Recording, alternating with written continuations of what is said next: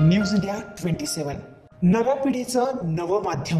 सातपूर औद्योगिक वसाहतीतील नाईस संकुलमध्ये हनुमान मंदिर असून त्या मंदिरापासून अल्प अंतरावर नाईस संकुलाच्या एका शॉपमध्ये प्रिन्स रेस्टो आणि बारला श्रीराम शक्तीपीठाने तीव्र विरोध केलाय।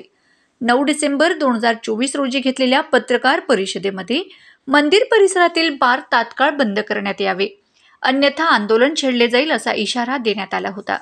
यानंतर राज्य उत्पादन शुल्क विभागाने या प्रकरणाची दखल घेत बारच्या चौकशीसाठी कारवाई केली। संबंधित बारला कायदेशीर नोटीस पाठवण्यात आली असून जिल्हाधिकारी नाशिक यांच्याकडे बार बंद करण्यासाठी पत्रव्यवहार सुरू आहे। त्यानंतर बार मालकाने A1242/2018 हा नोंदणी क्रमांक आलेल्या चाकोरी स्थित श्रीराम शक्तीपीठ संस्थांवर बेछूट आरोप केले होते। त्या आरोपांना श्रीराम शक्तीपीठातर्फे सिद्धेश्वरानंद सरस्वती महाराज यांनी प्रत्युत्तर दिले।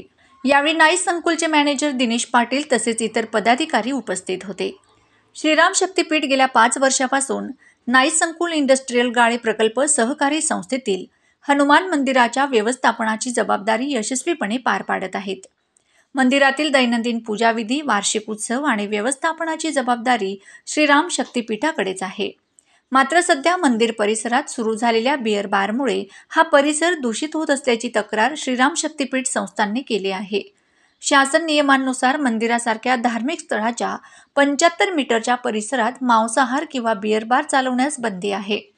तथापि नाईस संकुल इंडस्ट्रियल ॲमेनिटीज गाळे प्रकल्प सहकारी संस्थेच्या गाळा मालकांनी त्रयस्थ व्यक्तींना गाळे भाड्याने देऊन कोणतीही NOC न घेता बार चालवण्यास परवानगी दिल्याने श्रीराम शक्तीपीठाने बार बंद करण्यासाठी पाऊल उचललंय। श्रीराम शक्तीपीठाने मंदिर परिसरात बिअर बार बंद होईपर्यंत लढा सुरूच ठेवणार असल्याचं ठामपणे सांगितलं आहे। परिसरातील नागरिकांनीही या लढ्याला पाठिंबा दर्शवला आहे। मंदिराच्या पवित्रतेसाठी आणि शासन नियमांच्या अंमलबजावणीसाठी हा लढा महत्त्वाचा असल्याचं उपस्थितांनी सांगितलंय। आपल्या सर्वांना माहिती आहे की नाईस संकुलमध्ये हनुमंतरायांचं मंदिर आहे।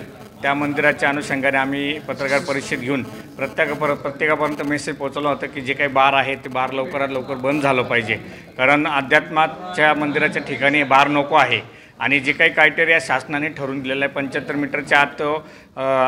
मीटरच्या आतच आहे, तर त्याच्या बाहेर असलं पाहिजे। त्या अनुषंगाने त्यांनी एक पत्रकार परिषद घेऊन काही संस्थांवर आणि नाईस संकुलवर काही आरोप केले होते। त्या आरोपाच्या पित्यार्थ आपण आज पत्रकार परिषद घेतली आणि त्यांनी जी काही तुमची दिशाभूल केली असेल, समाजाची दिशाभूल केली असेल, त्या दिशाभूलावर मात कशी करता येईल त्यासाठी आम्ही आज पत्रकार परिषद घेऊन प्रत्येकापर्यंत मेसेज पोहोचवला आहे की आमच्या श्रीराम शक्तीपीठ संस्थान हे आज कार्यरत आहे। आत्तापर्यंत जे काही ऑडिट असेल, जे काही ठराव असतील, जे काही चेंज रिपोर्ट आहे हे अद्ययावत केलेले आहेत। त्याच अनुषंगाने आज आम्ही इथे पत्रकार परिषद घेतली आणि जे काही त्यांनी आरोप केले होते की आमच्याकडे खंडणीची मागणी झाली की तुमचे पेपर नाही आहे, तुमचे कंप्लीशन पूर्ण होणार नाही, म्हणून तुम्ही आम्हाला इतके अमाऊंट द्या, आम्ही तुमचं जे काही कंप्लीशन आहे ते पूर्ण करू, परंतु तशी कुठल्याही पद्धतीची त्यांच्याकडे मागणी झालेली नाही। मुळातच ते 2022साठी त्यांनी अलॉटमेंट मागितलेलं होतं, त्यांचं अलॉटमेंट 2023साठी झालेलं आहे। त्याच्यामुळे त्यांना 2020 साली काय झालं याची कल्पनाही नाही आहे। आणि जे काही फुटेज त्यांनी दाखवले असतील ते फुटेज आपल्याला माहिती आहे की कशाही पद्धतीने तयार करता येऊ शकतं आहे आणि त्याच्यावर आपल्याला ते तुमच्यापर्यंत पोहोचवू पण शकत आहे। त्याच्यामुळे त्या फुटेजचा आणि आमचा काही संबंध नाही। जे काय आहे मी सगळं कागदपत्रांच्या शहानिशी तुमच्यापर्यंत मेसेज पोहोचवला आहे की श्रीराम शक्तीपीठ संस्थान असेल किंवा नाईस संकुल असेल हे अद्ययावत आहे। आत्तापर्यंत ज्यांच्याकडे जे काही डॉक्युमेंटेशन आहे ते कंप्लीट आहे आणि याची पुढे कारवाई म्हणून कलेक्टर साहेबांपर्यंत त्यांचं कारवाईसाठी पुढची प्रोसिजर पूर्ण झालेली आहे। येणाऱ्या काळामध्ये नाईस संकुलच्या माध्यमातून गाळा कसा रद्द करता येईल, लीज डीड कसं रद्द करण्यात येईल यासाठी प्रयत्न करण्यात येत आहे आणि आपण ते करत आहोत।